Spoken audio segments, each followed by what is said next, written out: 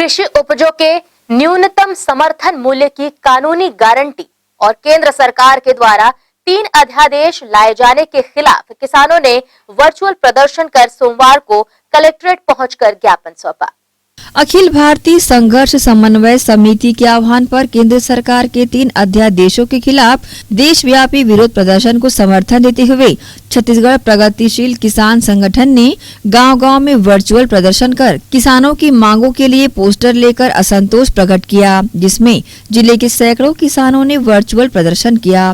गौरतलब है कि किसानों ने न्यूनतम समर्थन मूल्य को कानूनी गारंटी प्रदान करने व इससे कम मूल्य में खरीदी को दंडनीय अपराध घोषित करने, सब्जी, फल, दूध सहित सभी कृषि उत्पादों का न्यूनतम समर्थन मूल्य घोषित करने की मांग रखी और एपीएमसी आवश्यक वस्तु अधिनियम में संशोधन और कॉन्ट्रैक्ट फार्मिंग का विरोध जताते हुए सोमवार को प्रगतिशील किसान संगठन द्वारा कलेक्टर सर्वेश्वर नरेंद्र भूरे से मिलकर ज्ञापन सौंपा गया। इसे लेकर प्रतिनिधिमंडल ने इस तरह की जानकारी न्यूज टीम को दी। आज तक के मतलब अभी रेलवे को जैसे बेच रही सरकार, बीमा बैंक को बेच रही है, बीमा को बेच रहा है, उद्योगों को बेच रहा है, लेकिन खेती का निजीकरण नहीं हुआ। अब यह जो सरकार जो है 2014 में जिस तरह से भूमि अधिग्रहण कानून जो लाया था उस समय यह असफल हो गया, इसलिए अब दूसरे रास्ते से किसानों की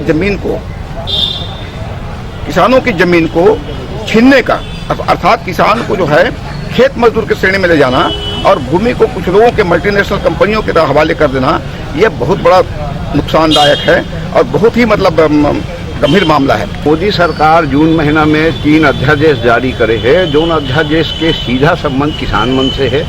उनमें एक अध्यादेश ये है कि ये जो राज्य के सीमाबंदी है खाद्यान्न के खरीदी बिक्री, उनमें जो प्रतिबंध रही से उड़ीसा के धान यहाँ बिक्री पर नहीं आ सकत रही से, अब ये जो नया अध्यादेश है उड़ीसा के धान छत्तीसगढ़ में आके बिक सकते है। तो ये राज्यबंदी जो हटा है ये बड़ा खतरनाक है किसान मन के लिए और ये इनमें किसान मन के लूट खसोट बढ़ जाही। व्यापारी मन हाँ देश में जहाँ कम रेट में खाद्यान्न मिली वहाँ खरीदी ही, ज़्यादा रेट में जहाँ मिली वहाँ बेच दी।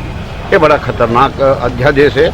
छोटे मोटे किसान मन ला कॉन्ट्रैक्ट में फंसाए के बाद में कोई न कोई कानूनी उनमें व्यवधान खड़ा करी, लिटिगेशन खड़ा करी ताकि किसान है परेशान होकर के दंडवत हो जाए और जमीन है छिना के कारपोरेट के हाथ में चले जाए। तो तीनों बड़े खतरनाक अध्यादेश है जिसके खिलाफ हम पूरा देश में किसान संगठन में विरोध कर रहे हैं। जिस तरह से किसान के हित में छत्तीसगढ़ प्रगतिशील किसान संगठन ने अपनी चिंता जताई है और लाए गए अध्यादेशों से किसानों के हाथों से खेत निकल जाने का खतरा पैदा होने की बात कही है और ये अंदेशा भी लगाया जा रहा है। अब देखना ये है कि दुर्ग जिला कलेक्टर इस मामले में किसानों के हित में क्या प्रयास करते हैं और किसानों की मांग को लेकर क्या हल निकालते हैं।